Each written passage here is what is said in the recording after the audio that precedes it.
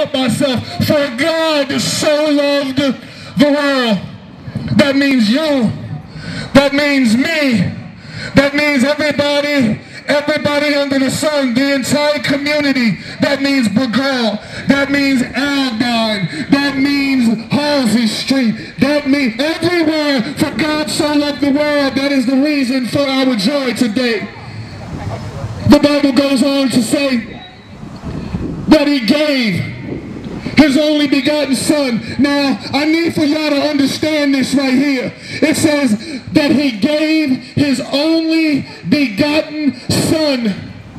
And the key word that I want to visit right now is only. Only means one. Only means I ain't got no more. Only means this is here, my baby boy, that I'm giving to you. The Bible says that he gave his only begotten son. Now, I can't speak for anybody out here. I know there's some people out here who love the Lord. I know there's some people out here who got a genuine love and want to do the will of the Father who is in heaven. But I know ain't nobody going to stand up out here today and say, Brother Jason, if you need my only son, you can have him. Come on, man. I know that's right. You need to clap your hands right there, because I know ain't nobody giving me their son. And I know I ain't giving nobody my son. I'm going to tell you right now.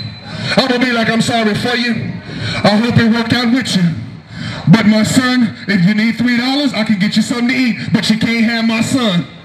But God, the Bible says that he gave his only begotten son. Come on, brother. Go on by, brother. It's all good. Come on, Sister Copper Squad. We got chairs for you. We got room. Yeah, the table of the Lord is spread today. Yeah, it says that he gave his only begotten son. Now, his only begotten son. This world is based on value, trading value for value. Read the news, man. Look at the news on TV. Look at Wall Street, the way Wall Street is set up in our country. It's all about trading value for value. Pastor, you got money, I'll give you oil. Pastor, you got gold, I'll give you guns. That's just the way society is made up. And I believe that when it says, for God so loved the world that he gave his only begotten son, he wasn't necessarily showing us how much he loved us per se. That was a part of it. You know what I'm saying? He wanted us to see, yeah, I do love you, and this is how much I love you. I'm going to give you my son, my only son. You understand what I'm saying? But what I believe more than anything, that what God was showing us in that instant was, not only do I love you, but my son is the most valuable thing that I have. It's the most valuable thing that I own. Bone of my bone, flesh of my flesh. Everything I am is inside of him. And I'm giving him for you so you could have something better. So I believe that God just wasn't showing us that how much he loved us, but he was showing us how valuable we are to him. Oh, God, thank you. Right there, God was showing us how much value we had to him, because you know the society is based on giving value for value.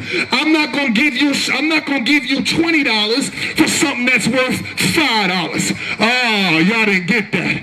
I'm not gonna give you $20 for something that's worth $3. Janelle, I'm gonna give you something, personally, I'm going to give you something, $20 for something that's worth $25, because, you know, I'm a hustler like that, you know what I'm saying? So I'm going to make me some money on the deal. But God said, I gave my only begotten son. Oh, thank you for you. He gave his only begotten son. And this is what's so powerful about that. He gave his only begotten son. And how did he give him? He sent them to the world. The Bible says in John 3:17, John 3:17, that the Son of Man did not come to condemn the world, but the world through him might be saved. That's what the Bible says, homeboy. You know what I'm saying? So what he did was he gave his only son.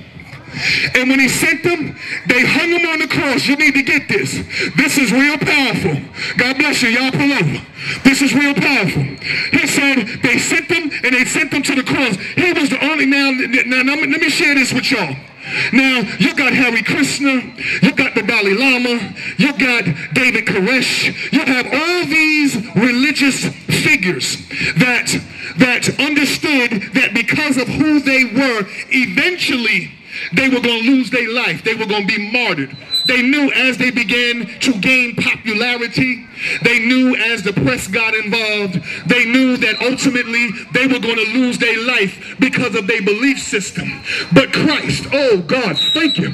But Christ is the only one that's documented that knew from the day he came out of the womb, his objective was to die for you, was to die for me. All those other religious leaders, if they really thought that they was going to die when they got into it, I can guarantee you they would not have done it. Because me personally, I'm not quite prepared to die for you, homeboy. You're handsome, mustache is nice.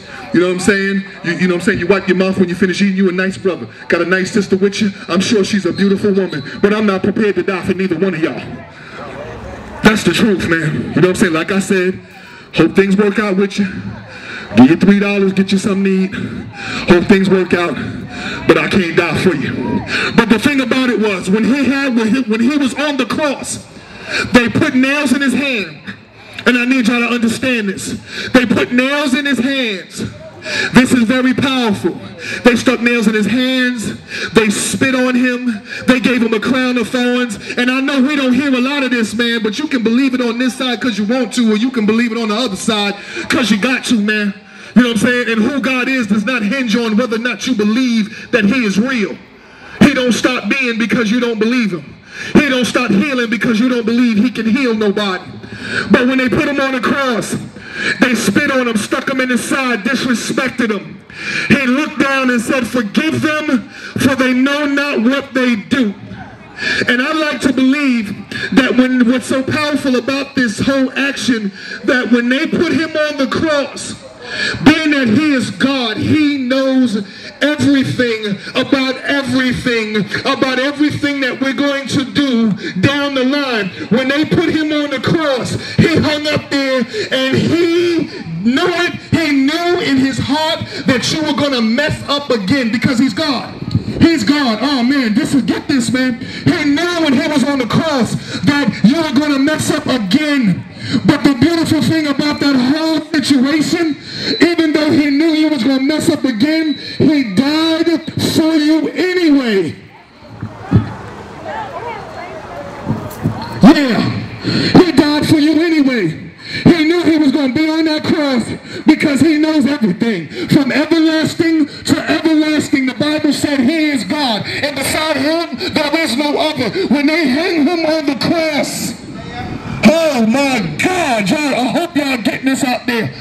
Because when they hung him on the cross, he died. He looked down and said, "Forgive them, for they know not what they do," because they really didn't. But I'd like to believe that I'm on the cross right now. I got nails in my hands, nails in my feet. What's your name, brother? What's your name? What's your name? Huh? Quran. He said, "You know what?" He said, "You know what? I'm going to hang me on the cross." All right, do what you got to do. Do what you got to do. Put a nail in my head, nail in my feet, nail, pierce my side. Give me that crown of thorns. But you know what? I'm going to do this, and I know Quran going to mess up again. Oh, Jesus. He said, "I know Quran going to mess up again, but I'm going to die for Quran anyway." Let me make it, you know what? Let me make it more pragmatic for you. When he was on the cross and they stuck nails in his hands and they stuck nails in his feet, they disrespected him, smacked him around, spit on him. He hung up there and he said, "You know what? I'm going to die, but I know Jason is going to make a promise that he's not going to keep. Jason is going to say, I'm going to do something that he's not going to do. Jason said he's going to turn from that wickedness, but he's not going to do it. But I'm going to die for him anyway." Woo! I'm going to die for him anyway. I'm going to give my life for him anyway. That's how valuable we are to God. That's how much he loves us. That he hung up there and he knew we was going to mess up again, brother. He knew they was going to mess up again, sister. He knew we was going to make a promise that we couldn't keep. Newark, New Jersey. But he died for us anyway. And the Bible goes on on to say, whosoever believe in him. Now we went through the reason for salvation. The reason for our joy is that God